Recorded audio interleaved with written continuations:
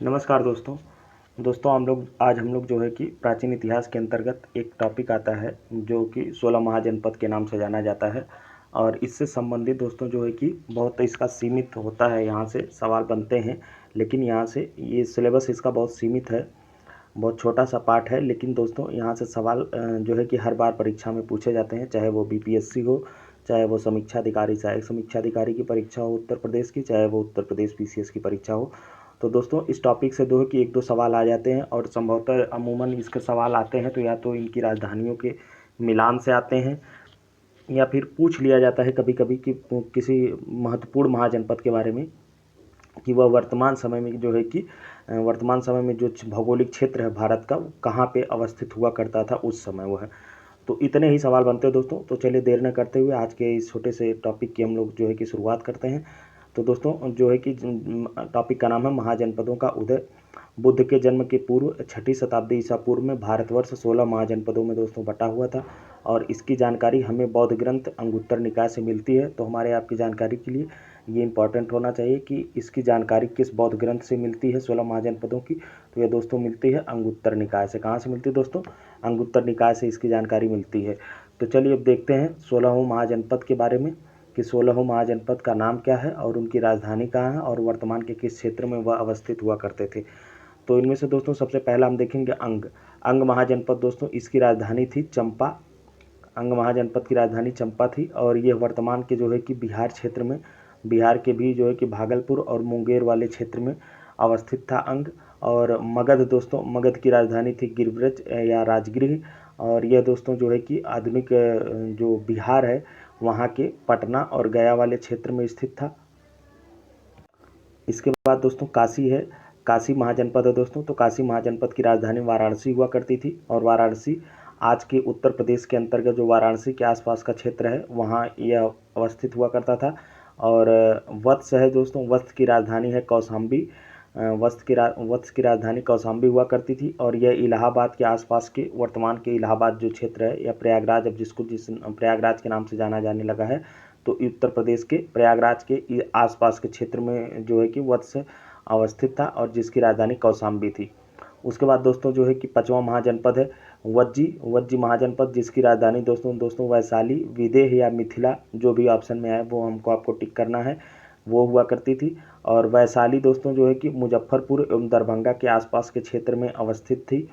वैशाली जो जगह था वो वैशाली महाजनपद था दोस्तों, वह मुजफ्फरपुर और दरभंगा के आसपास के क्षेत्र में जो है कि अवस्थित था वज्जी महाजनपद। उसके बाद है दोस्तों कौशल महाजनपद। तो कौशल महाजनपद की राजधानी दोस्तों श्रावस्ती हुआ करती थी, और यह वर्तमान के फैजाबाद, गोंडा और बहराइच, जो उत्तर प्रदेश के अंतर्गत तीनों जगह पड़ता है, इन्हीं को मिलाकर के कौशल महाजनपद हुआ करता था। उसके बाद है दोस्तों अवंती महाजनपद। अवंती महाजनपद की राजधानी उज्जैन या महिष्मती, जो भी आए वो आपको टिक करना है, मतलब दोनों ही इसकी राजधानियाँ थी अवंती की। और यह वर्तमान में मध्य प्रदेश का जो मालवा क्षेत्र है दोस्तों, वहाँ पे अवंती अवस्थित हुआ करता था। मल्ल महाजनपद, इसकी राजधानी दोस्तों कुशावती है। यह देवरिया, बस्ती, गोरखपुर, ये तीनों जो है कि क्षेत्र जो हैं उत्तर प्रदेश में अवस्थित हैं, इन्हीं को मिलाकर के मल्ल महाजनपद हुआ करता था। और पांचाल दोस्तों, पंचाल की राजधानी है अहिच्छत्र या काम्पिल। यह वर्तमान के बरेली, बदायूं, फर्रुखाबाद, जो उत्तर प्रदेश के क्षेत्र हैं, उनको मिला करके पांचाल हुआ करता था, पांचाल महाजनपद। इसके बाद दोस्तों चेदी महाजनपद है। चेदी महाजनपद की राजधानी है, पंचाल महाजनपद की राजधानी हमने बताया अहिच्छत्र या काम्पिल। तो इसके बाद देखते हैं चेदी महाजनपद की राजधानी शक्तिमती थी, और यह जो है कि वर्तमान में जो उत्तर प्रदेश के अंतर्गत बुंदेलखंड क्षेत्र है वहाँ पे यह चेदी महाजनपद अवस्थित हुआ करता था। कुरु महाजनपद दोस्तों, इसकी राजधानी इंद्रप्रस्थ, और जो वर्तमान के जो दिल्ली, मेरठ और हरियाणा के कुछ क्षेत्रों को मिला करके कुरु अवस्थित था। और मत्स्य महाजनपद दोस्तों, इसकी राजधानी हुआ करती थी विराटनगर। यह जो है कि जयपुर, अलवर, भरतपुर, जो कि राजस्थान के अंतर्गत तीनों क्षेत्र हैं, जयपुर, अलवर और भरत, इसके आसपास के कुछ क्षेत्र और जो थे उनको मिला करके वहाँ पर जो है कि मत्स्य महाजनपद अवस्थित था, जिसकी राजधानी विराटनगर हुआ करती थी। अब आगे देखते हैं दोस्तों, तो कितने महाजनपद हम लोगों ने देख लिया? 12। 4 महाजनपद और देखने हैं। देखते हैं हम लोग चारों महाजनपद कौन है, और बाकी उनकी राजधानियाँ क्या है, और वो किस क्षेत्र में, वर्तमान के किस क्षेत्र के अंतर्गत अवस्थित हुआ करते थे। तो कम्बोज है दोस्तों, कम्बोज की राजधानी हाटक, जो कि राजौरी और हजारा क्षेत्र के, वर्तमान के जो राजौरी और हजारा क्षेत्र है उसके अंतर्गत कम्बोज अवस्थित हुआ करता था, जिसकी राजधानी हाटक थी।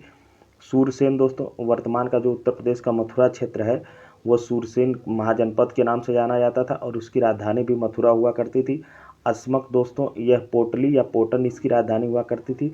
यह वर्तमान का जो दक्षिण भारत में एक स्थित होने वाला एकमात्र महाजनपद था और इसकी राजधानी जो है दोस्तों वो पोटली या पोतन थी। यह गोदावरी नदी के क्षेत्र के इर्द गिर्द के तट पर जो है कि अवस्थित था। उसके बाद दोस्तों आखिरी महाजनपद हम लोग देखेंगे, आखिरी 16 महाजनपद में आखिरी महाजनपद है दोस्तों गांधार।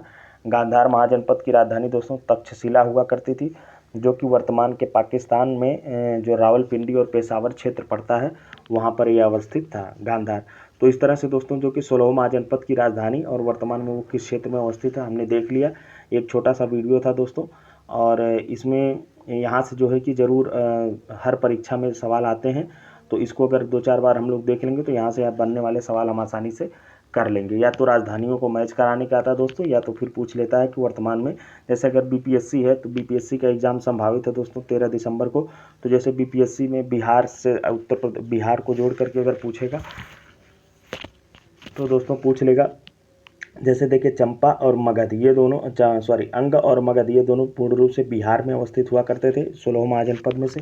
तो पूछ सकता है कि जो अंग महाजनपद था वो वर्तमान बिहार के किन किन क्षेत्रों के अंतर्गत पड़ता था, तो वो भागलपुर और मुंगेर। और मगध इसी तरह से पूछ लेगा, या तो राजधानी पूछ लेगा तो अंग की राजधानी चंपा है। मगध को पूछेगा तो मगध वर्तमान में जो पटना और गया है दोस्तों बिहार के अंतर्गत क्षेत्र, उसके मतलब क्षेत्र को मिला करके मगध महाजनपद था।